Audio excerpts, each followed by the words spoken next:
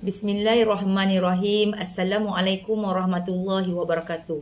Saya Norizan binti Hatim ingin melengkapkan tugasan MPU 3222 subjek penulisan akademik dan ingin menerangkan langkah-langkah yang saya ambil di dalam menulis esei di bahagian A tugasan 1. Esei berkenaan meminta saya untuk melengkaji dan menghuraikan apakah punca berlakunya tekanan di tempat kerja dan saya hendaklah menghuraikannya dari pengalaman peribadi saya dan juga dari sumber yang boleh dipercayai sama ada daripada buku, majalah, artikel, tesis dan sebagainya. Apabila saya mendapat tugasan ini, saya mula merancang isi dan mencari makna tajuk utama bagi esei yang diberikan. Pertama sekali, saya mula mencari apakah maksud pekerjaan yang saya jumpa di dalam kamus Oxford dan apakah pula maksud tekanan. Kata kunci ini amatlah penting kerana dua perkataan ini menjadi pengikat bagi isi-isi kajian yang saya huraikan di dalam esei berkenaan. Saya juga mula mencari buku berkaitan tekanan dan stres di tempat kerja. Lebih lagi apabila saya mula mencari tajuk ini di dalam laman Google dan di dalam terdapat banyak sumber.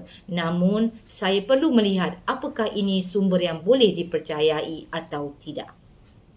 Apabila saya mendapat beberapa isi artikel dan makna yang saya inginkan, saya mula menyusun isi karangan esei dengan meletakkan pendahuluan dengan memberikan makna dan maksud serta beberapa contoh kerja yang saya lihat di sekeliling. Saya juga memilih 4 isi yang saya huraikan bagi menstrukturkan isi karangan saya dan saya juga memastikan setiap perenggan isi terdapat huraian, contoh dan juga penyesuaian. Saya juga membina satu penutup dan kesimpulan bagi memastikan isi karangan saya tidak tergantung. Pada asalnya, saya menggunakan sebuah buku yang mengandungi punca stres di tempat kerja, namun isi di dalamnya tidak banyak dan tidak berkembang untuk dijadikan sebuah esei yang lengkap. Jadi, saya mula mencari di internet dan menyumpai laman web dari Universiti Kebangsaan Malaysia dan Universiti Putra Malaysia yang menulis artikel mengenai tekanan di tempat kerja. Hal ini amat bersesuaian dengan isi esei yang saya ingin kaji dan huraikan. Oleh sebab itu, saya mengambil 2 artikel dari kedua-dua laman web untuk dijadikan isi dari sumber yang boleh dipercayai. Di dalam perenggan 5, saya memutuskan untuk menggunakan masa skim perkhidmatan bagi membolehkan saya menulis tempoh waktu bekerja dengan tepat dan jelas dan isinya amatlah tepat dan terkini yang boleh saya gunakan sebagai kajian di dalam esei saya. Dan di dalam perenggan 6, saya memutuskan untuk menggunakan artikel dari artikel Universiti Putra Malaysia kerana menganggap bahawa isi yang disampaikan amatlah berkait rapat dengan punca yang boleh dijadikan sebagai rujukan saya di dalam esei saya.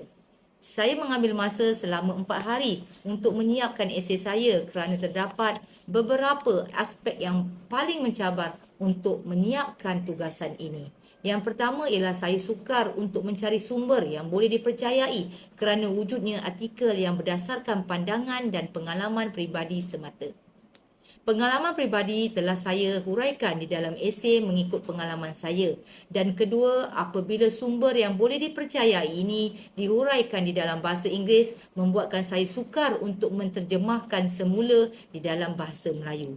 Saya berharap agar tugasan esei MPU 3222 ini diberikan markah yang terbaik dan saya berharap agar setiap kajian dan ilmu dihalalkan kepada sekaya.